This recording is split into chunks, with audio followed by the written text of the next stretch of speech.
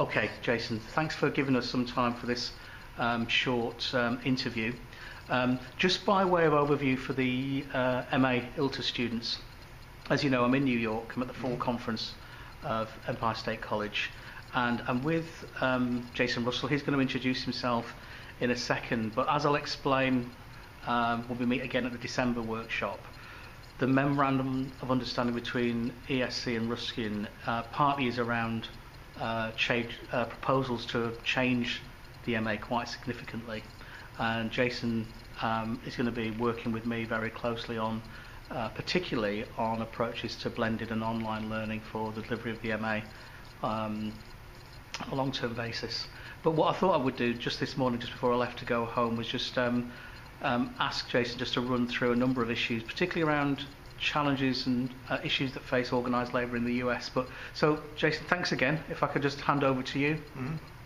Hi, I'm Jason Russell. I am the coordinator of the Master of Arts in Work and Labour Policy here at Empire State College. Empire State College was founded in 1971 and is part of the State University of New York system, which is the largest university system in the United States, and it serves students principally across New York State at 65 different campuses.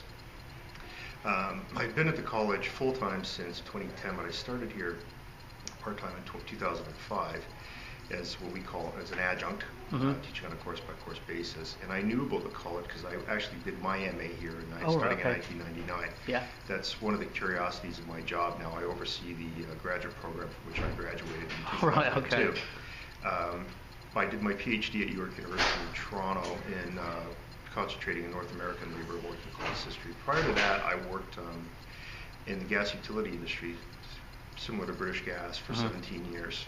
And I was a shop steward there and a chief steward in two different locals of the Communication, Energy and Paperworkers Union in Canada. Right. So my interest in the labor movement really grew out of workplace activism. Labor studies, the graduate labor studies program at Empire State was one of the first 3 graduate programs established at the college in the early 1980s. Prior to that, we just did undergraduate provision. And it was started because we had growing links with the labor movement, particularly in New York City. We have a very large undergraduate labor center called the Harry J. Van Arsdale Center, which is based on Hudson Street in Manhattan. And we have several hundred students at any given time there doing short degrees, what are called associate's degrees, which are 2 years in duration. And they can transfer all of their learning from the 2-year degree into a 4-year program. The degrees, the undergraduate degrees in the U.S. usually being 4 years. And they're all apprentices in Local 3 of the International Brotherhood of Electrical Workers, or most of them are. So they get the associate's degree as part of their electrical apprenticeship. It's called a journeyman apprenticeship. And we also operate a distance learning program through our Center for Distance Learning and undergraduate program. So we have the Van Arsdale Center, the Center for Distance Learning, and then the graduate program. And we all cooperate fairly closely. And Ian has been able to be here and meet a lot of our colleagues from across the college who are in labor studies. The key issues facing organized labor in the U.S., we sometimes say that the president of the AFL-CIO gets up every year at their annual convention and gives his annual "How do we get out of this mess" address. And a lot of the problems facing the labor movement in the U.S. grow to the fact that the right wing here, is particularly the business community, is extraordinarily hostile towards organized labor, far more hostile than, say, what you would find in Canada. It's not to say that there aren't right-wingers who are anti-union in Canada, but here, groups like the Business Roundtable and the U.S. Chamber of Commerce and National Right to Work Committee actively lobby against labor rights and try to diminish the rights that are existing now. That's a big challenge. The court system here is very difficult because judges here are usually political appointees, or they're appointed based on their political ideology. So a Democratic president, for example, President Obama right now, will appoint more centrist or liberal judges. President George W. Bush, he of Iraq fame, appointed a lot of right-wing conservative judges, and that includes a majority of judges on the U.S. Supreme Court. So we've had, in the past 2 years, some very difficult decisions at the U.S. Supreme Court that have diminished labor's rights. So that is really a problem. Trying to educate people about the fact that government policy really does affect them. There's a lot of political apathy in the U.S., people feeling disempowered, feeling like their votes don't matter, but there are going to be elections here in 4 days, what are called the congressional midterm elections, when all of the House of Representatives and the third of the Senate will be voted on.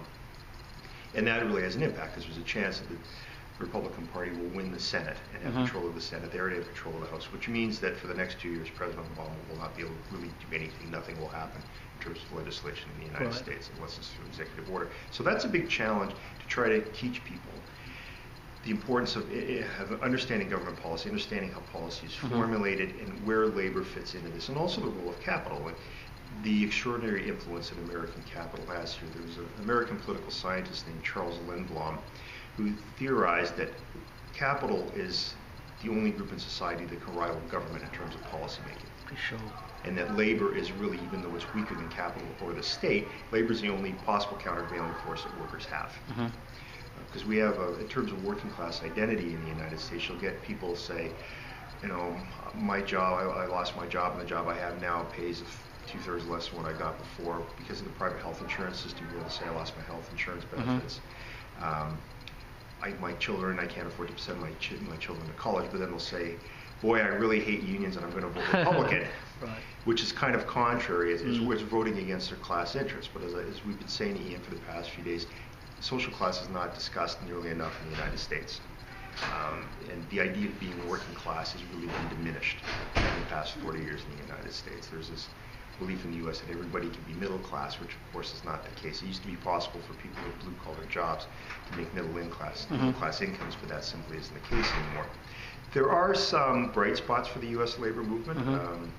The fact that the UAW right now is having success in the South, setting up what is called minority unions that are union locals or branches, as they would be called in the UK, that will represent less than a majority of workers, but are moving towards a majority. So in the case of the Volkswagen plant in Chattanooga, Tennessee, for example, which has really been an extraordinary example of a new model of organizing, particularly in the South, the UAW has chartered Local 42, and they've signed up close to half the workers in the Volkswagen plant. And when they get past the 50% point, then they will establish a works council based on the German model of representation. That's good.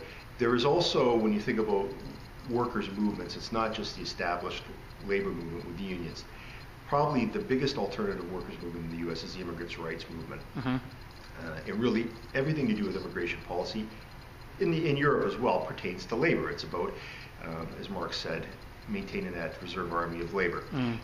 So in every state in the United States, there is at least one organization advocating for immigrant workers' rights.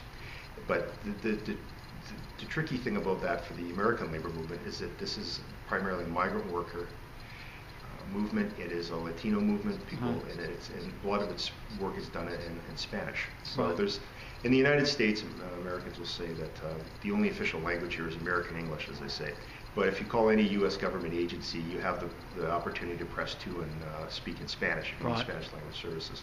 So that's been a challenge. If you look in California and Nevada, which incidentally is a right-to-work state, which means people don't have to pay subscription, and it's difficult to organize, they've had unions like the SEIU and the hotel workers have done very well with organizing people who would otherwise be marginalized in the service sector, hotel employees, people like housekeeping staff, as we have at this conference center.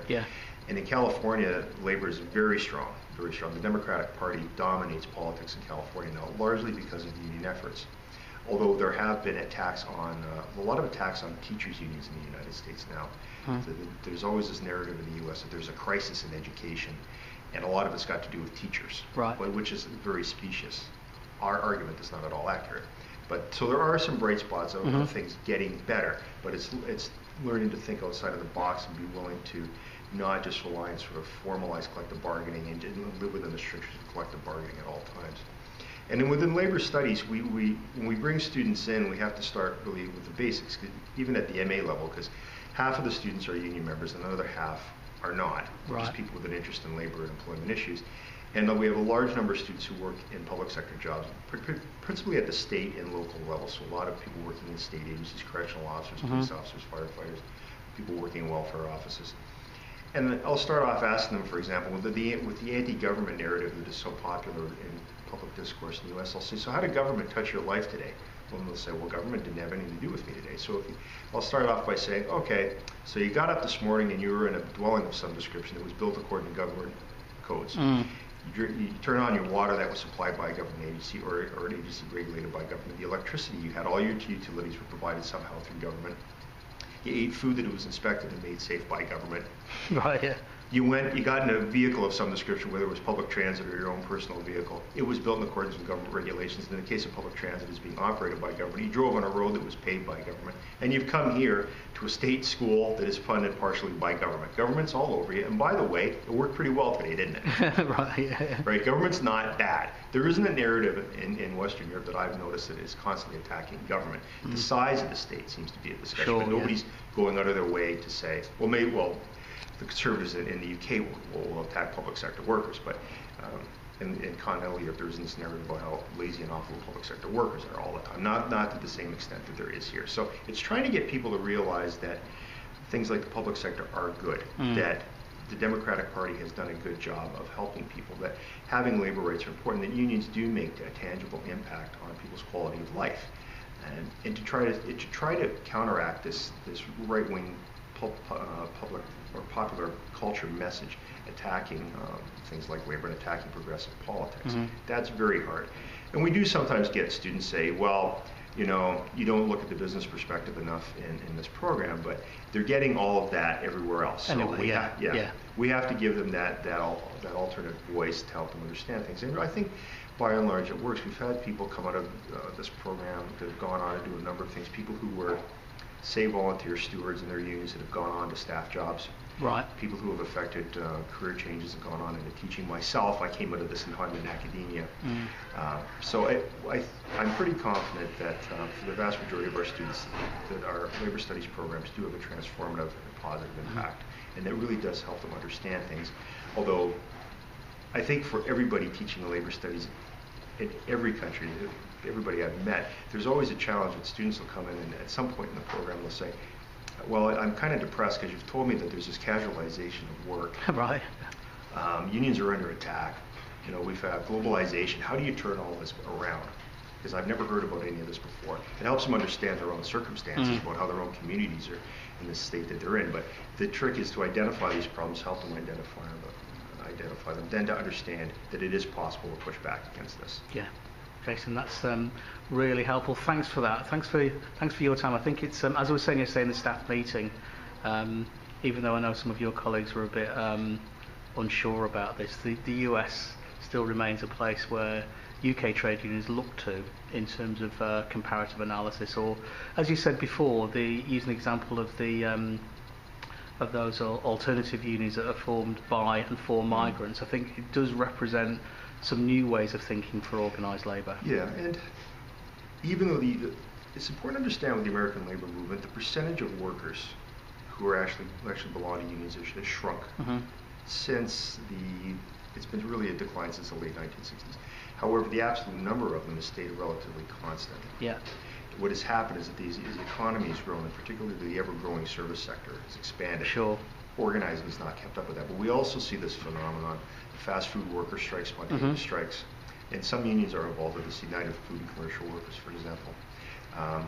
The fact that at Walmart, that there's agitation now within Walmart, which takes a lot of courage. Sure, yeah, absolutely. And that's the thing that people have got to understand. For somebody making $8 or $9 an hour at a McDonald's outlet who's having to collect government benefits as well and go to food banks in order to get by, the sole phenomenon of social dumping, of corporations paying starvation wages and just expecting the cost to be borne by somebody else in terms of maintaining standard of living, that's a big problem. But to be a McDonald's worker, especially somebody at Walmart where they're so virulently anti-union, to go out and pick at a Walmart store takes an enormous amount of courage. Sure. You're really putting your entire livelihood on the line to do that. And so there's bright spots here, and when we think about global labor revitalization, unfortunately the United States is probably key to this, in the labor movement here, and also workers' movements in China, because they're the two largest economies. As long as there is a place for capital to go, where there's ever diminished labor standards, that's where things are going to go, and it's going to weaken everybody else's position. Sure. So we really have to put a floor beneath where things are going and stop this downward spiral, this ever quickening downward spiral, if we're ever going to raise everybody up. Wonderful. That's a real kind of optimistic message to leave on. Jason, thank you very much. Thanks, Ian. Cheers.